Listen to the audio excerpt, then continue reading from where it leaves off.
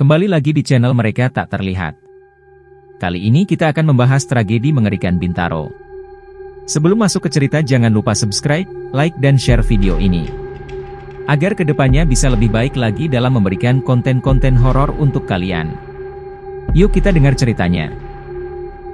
Tabrakan kereta api Bintaro 1987 atau yang dikenal dengan nama Tragedi Bintaro adalah peristiwa kecelakaan tragis yang melibatkan dua buah kereta api di daerah Pondok Betung, Bintaro, Jakarta Selatan, pada tanggal 19 Oktober 1987 yang merupakan musibah terburuk dalam sejarah perkereta-apian di Indonesia. Peristiwa ini juga menyita perhatian publik dunia.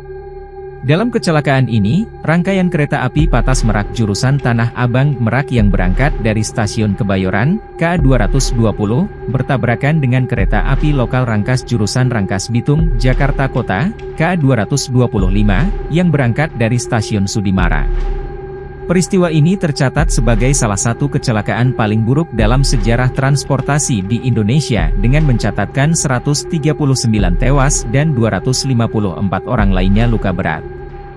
Proses evakuasi penumpang kereta api menjadi tantangan mengingat kerasnya tabrakan head-to-head.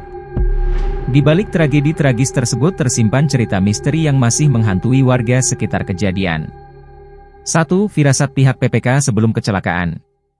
Pada waktu pukul 6.46 WIB, 19 Oktober 1987, kereta api Patas Ekonomi Merak dari stasiun Kebayoran bertabrakan dengan gerbong kereta api lokal Rangkas asal stasiun Sudimara.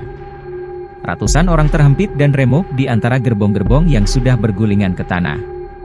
Tangisan dan rintihan korban terdengar keras, bahkan setelah beberapa jam dari kecelakaan terjadi. Sebelum kecelakaan maut ini terjadi, pihak PPK sudah berupaya sebisa mereka untuk menghentikan kereta Patas Ekonomi untuk berhenti. Jam hari, salah satu petugas PPK sudah melambaikan bendera merahnya pada kereta tersebut. Namun apa yang ia dapat? Sorak-sorai dan cekikikan para penumpang yang seakan meledek gelagat jam hari, tidak tahu menahu bahwa kereta mereka tidak akan sampai tujuan.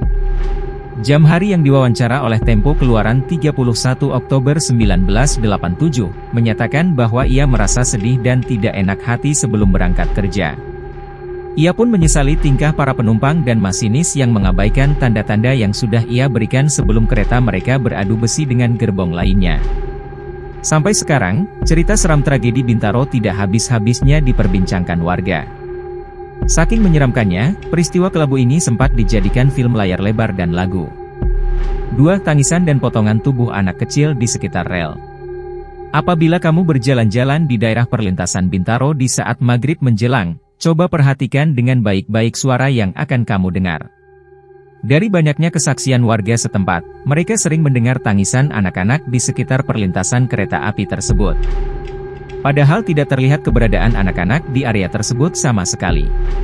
Suara mereka terdengar pilu, meminta tolong pada pejalan kaki agar dikeluarkan dari gerbong. Kalau kamu beruntung, kamu bisa melihat sosok mereka tergeletak di rel kereta dengan wajah berlumuran darah dan kaki yang terpotong.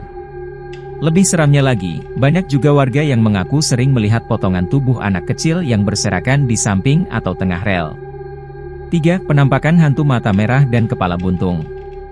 Selain suara rintihan anak-anak, kisah seram dari tragedi Bintaro lainnya.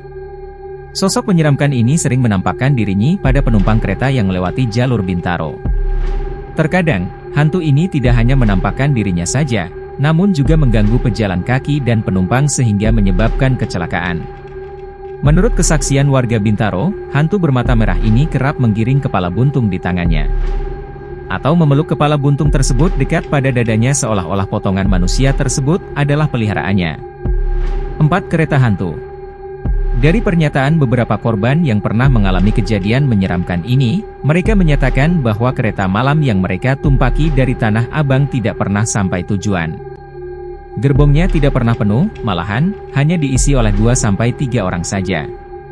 Semuanya tertunduk dan pucat pasi, tidak pernah bergerak sama sekali. Pada lintasan tempat tragedi Bintaro, kereta tersebut kerap terhenti, hanya untuk mempersilahkan penumpang untuk turun, padahal area tersebut bukanlah tempat pemberhentian kereta.